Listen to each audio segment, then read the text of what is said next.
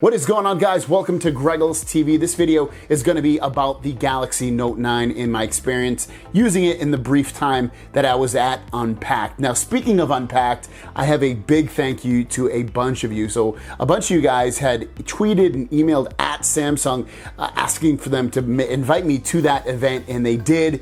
And then a handful of you guys as well, more than a handful, maybe 3 or 4 handfuls of people actually donated monetarily to actually sponsor my trip there. So big thank you. I will put all your names at the end of this video that helped to do that, and you'll also be in a drawing to win a device, which is going to be the Fire TV Cube. But enough of that, guys. Let's talk about my Galaxy Note 9 experience. So getting to Unpacked and being there is an experience in itself. It's a really interesting and big event. You know, they gave us all these little wrist bracelets, and it synced up to whatever they were doing, and it changed colors, and it blinked, and it flashed, and it did all kinds of really interesting stuff to make it look like this huge light experience with the Galaxy event. And it was cool to see DJ Ko and other people that are always on these events that you've seen on, you know, the small screen or the big screen, and now you've seen them in real person. Is really cool. Meeting YouTubers as well was really cool. I got to meet Espisito, which I've met a few times. Brian Tong, who used to be at CNET, now he's got his own channel. I met Eric from Techisode, who is so helpful and amazing. He actually gave me some content that he shot at a party that I was supposed to go to, and he didn't have an invite to that party, so he used mine, and we kind of just mixed and helped each other that way. So he's a huge help. I will definitely put his channel down below. I definitely recommend subscribing to his channel. He does a lot of great videos. When he does put videos out, he doesn't put a ton of videos up, but they're really high quality. He's a great person. Also, Josh Quinonez, who also has a channel. I'll link his channel down below. Really nice guy. Hooked me up with a lot of news that I should have known in terms of the event, and he ended up getting me, again, that information that I needed to make my event run really smoothly, and he's a really nice guy. But anyways, guys, the Note 9. So the Note 9, I had it in my hand, and I have to say, even though it has things that I'm impressed with, it's really a lot of the same thing. I mean, it's a little bit more rounded versus the Galaxy Note 8. So if you were expecting this, and you shouldn't have been, but if you're wanting a huge change physically, you're not going to get it, especially with the Galaxy Note 9. It's not happening this year. And then the overall software experience, it's very similar to what we've got in the past, and it's very similar to, you know, the Galaxy S9 and S9 Plus, except albeit maybe for some new Note features that are in there.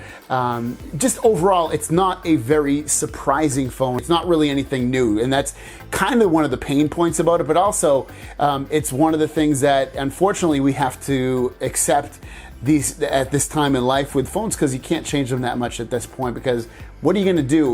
We're basically at the maturity level that we're at now, and now it's just the little small things. I was actually kind of shocked about the colors. The colors that are available in America are only currently the blue one and the purple one, and I'm surprised they're not giving us the black one. I was shocked by that even. You always expect a black phone. I didn't really care so much for that bronze colored looking phone. It's not my style. It wasn't as, it's kind of brown, but it's almost more brownsy, goldish color. The purple's really nice. I really like the purple. I actually like the purple better than I do on the Galaxy S9 Plus. It's just, I don't know, it's a nicer looking purple, and actually, like I said, I like it better. Some of the features that are new to the Galaxy Note 9 are just updated within the Galaxy Note 9. I couldn't really test, or they'll need more testing, and that would be the cooling system that they have coming out that is supposed to be water cooling, and it's supposed to just cool the phone down in terms of a high performance mode. Also, the battery, it being 4,000 milliamps, that's something I would like to test out. I can't imagine, honestly, it's going to add that much more battery life versus what we're getting now. It's only 700 more milliamps, and that's not a ton of battery life. Also, the stereo speakers, it was way too loud to actually get anything from that, so I can't, you know, say it sounds better than the S9 Plus. I would assume it's going to sound very similar to the S9 Plus stereo speakers. Also, the camera, I did take a couple of photos. I took a front-facing photo, and it came out blurry, probably because I moved slightly.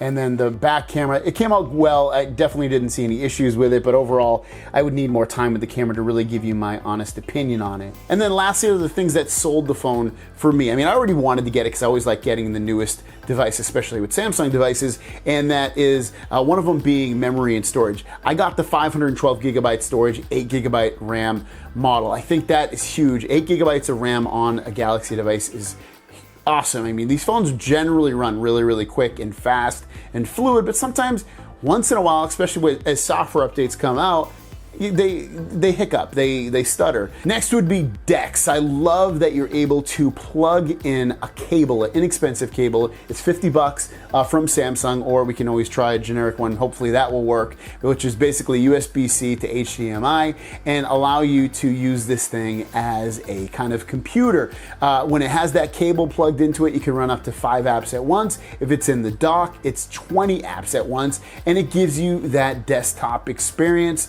You can hook up a Bluetooth keyboard and a mouse, and again, you're running your phone like a computer for the most part, and you maybe want to use it in business situations so it's easier for you to type, or you need to use a mouse, you want to do some web surfing, or watch a video, or whatever you want to do. It's great to inexpensively have that experience without having to buy something very expensive in order to give you that desktop-like feature. And lastly is the S Pen. The S Pen this year has Bluetooth built into it, which gives you the ability to do lots of things. So there's tons of features that built in right now you can do with the S Pen, from taking photos to jumping through different back and forth situations like music or other apps. And then they're also opening that API so that other companies can take advantage of that Bluetooth S Pen. The guy at the event used the S Pen to control his talking points, to go back and forth between his talking points, so that when you're seeing it on the screen, he could change it back and forth with that S Pen. That's really, really cool. It's a great feature to have. And the S Pen overall, even though when you're just using it day to day, the way you would with a Note 8, there's really not that much, if any, difference.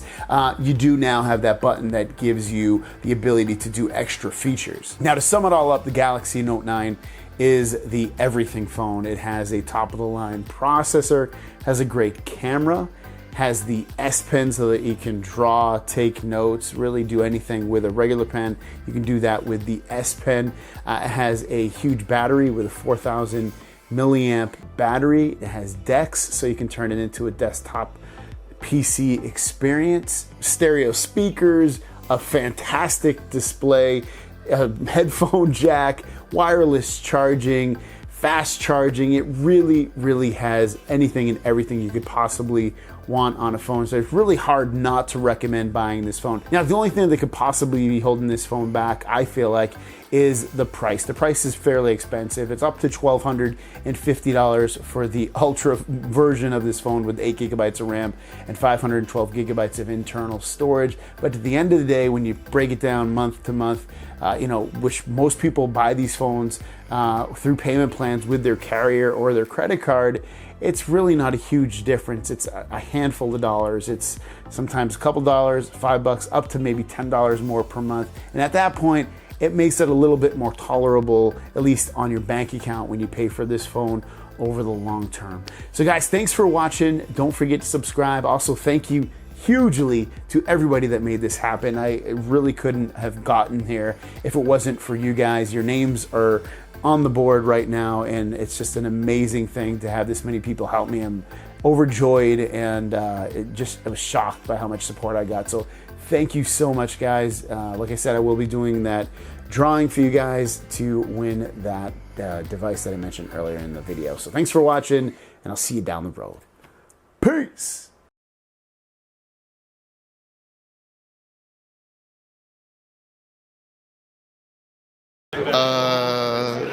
See. I grew up in North Carolina. I've lived in North Carolina. See anybody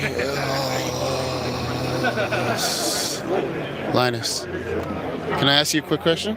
No. No. Sorry. So I can't. All right, brother. Have fun. Could go online.